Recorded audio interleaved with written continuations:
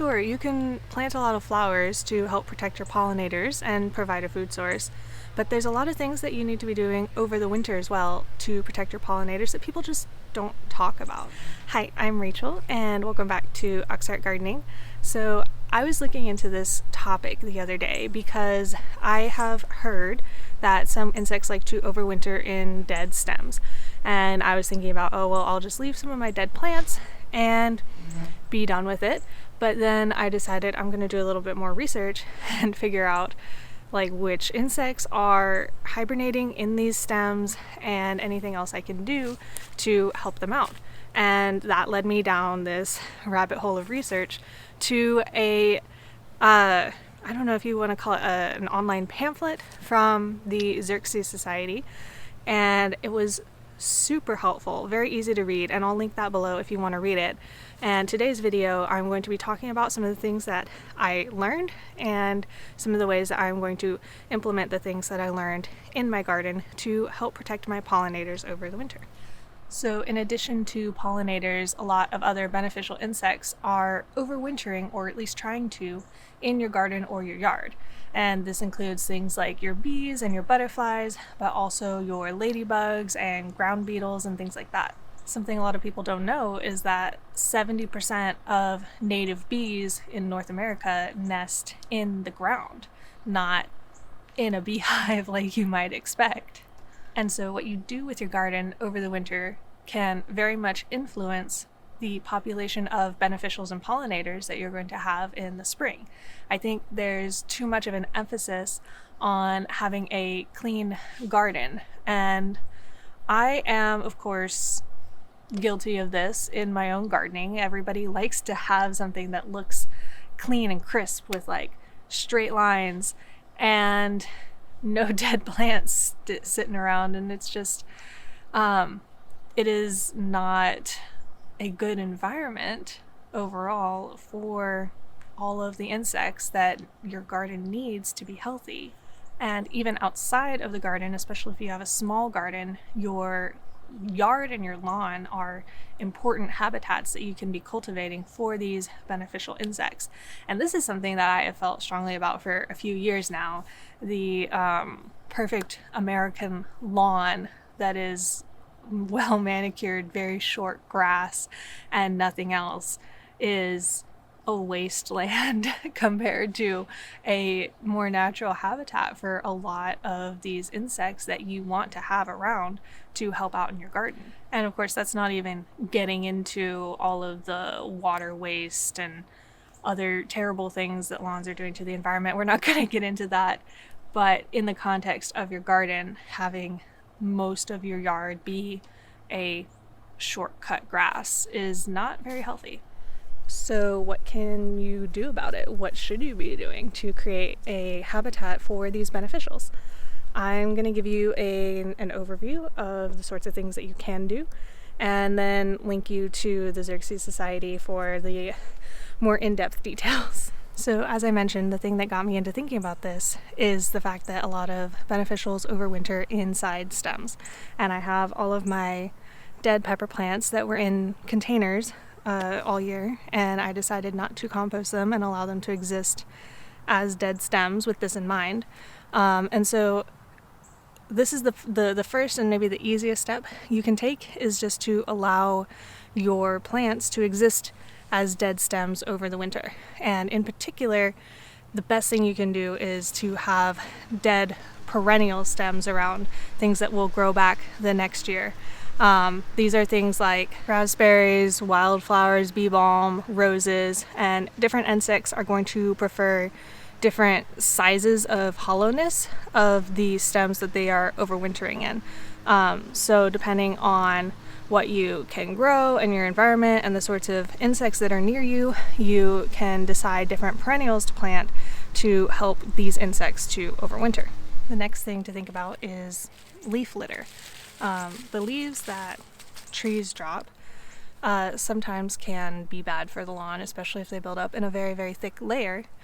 But it is actually really great, even for lawn, if you have a thin layer of leaves along the ground. So if you have a tree maybe in the corner of your yard, you could perhaps spread all the leaves out over the whole yard, or you could mulch your garden with leaves. And this provides an overwintering spot specifically for butterflies and moths around others. So if you want butterflies in your garden, maybe you want to leave the leaves. All right, this next one I actually don't currently have, but I think I could have, and that is deadwood. So if you have dead trees, or maybe you have felled a dead tree that was a safety risk, you can lay that log on the ground and it will function approximately the same, and maybe just slightly different in terms of the ground to log contact. But deadwood can be a great place for a variety of beneficial insects to overwinter. Because the only trees I have in my yard are alive and I rent, so I cannot cut anything down, I am probably going to get a log from my partner's father's house. They have recently felled a tree that was a bit of a safety risk, and I can bring the log here, lay it on the ground, and the Xerxes Society calls this planting a log. And it is just establishing a habitat for these insects that need that to overwinter. In sort of a similar vein, a brush pile can be a great habitat for overwintering insects. So this is another great habitat for butterflies. It's good for ground nesting bees because it sort of keeps the weeds from growing and exposes a little bit of soil for them to be able to get down in. And apparently brush piles are a great place for fireflies to spend the daytime.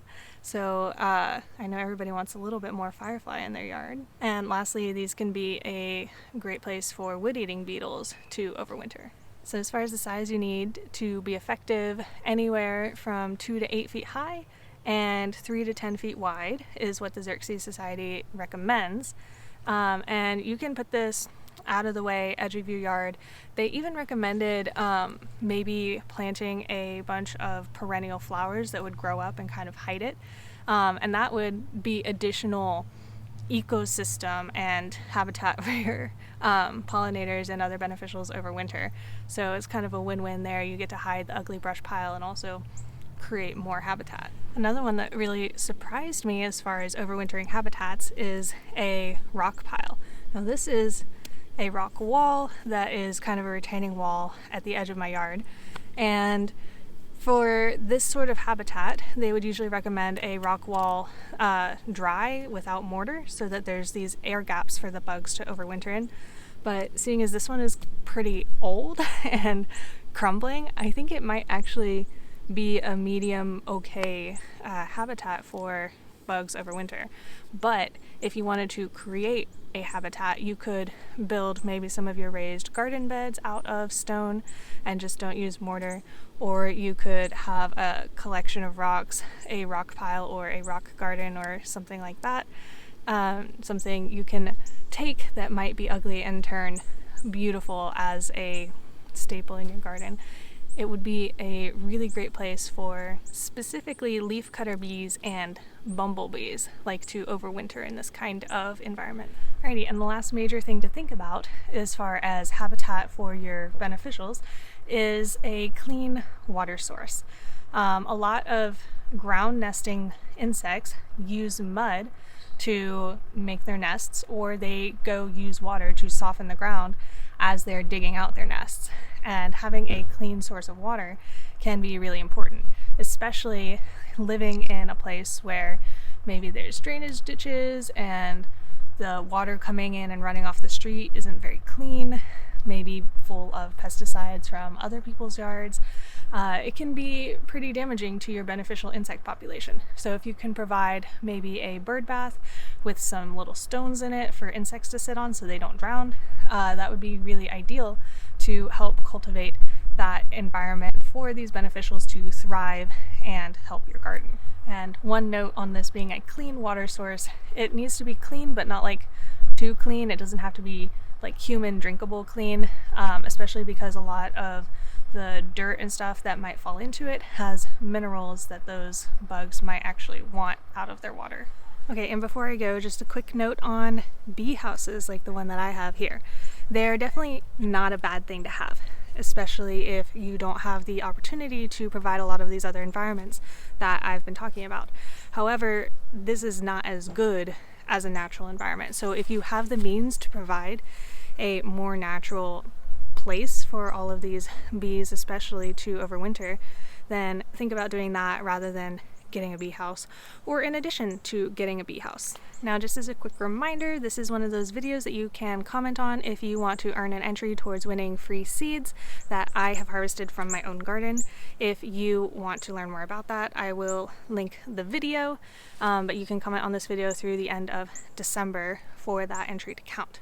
Alrighty, I hope you guys learned as much as I did during this deep dive into overwintering insect habitats, and I hope that you spread the message far and wide, because I don't see basically anybody talking about this on YouTube. I'm sure there are people, and if you know of any, please link me so that I can learn more. But I think this is a really important message to spread to the gardening community at large. Thank you guys so much for watching. And until next time, I wish you happy gardening.